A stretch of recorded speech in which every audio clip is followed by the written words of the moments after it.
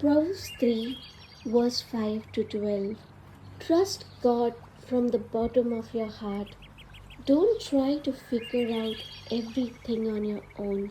Listen for God's voice in everything you do, everywhere you go.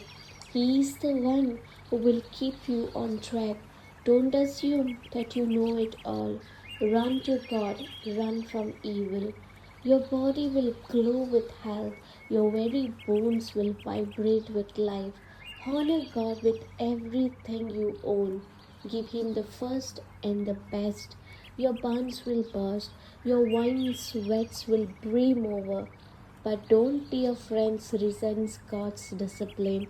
Don't sulk under his loving correction. It is the child he loves that God corrects.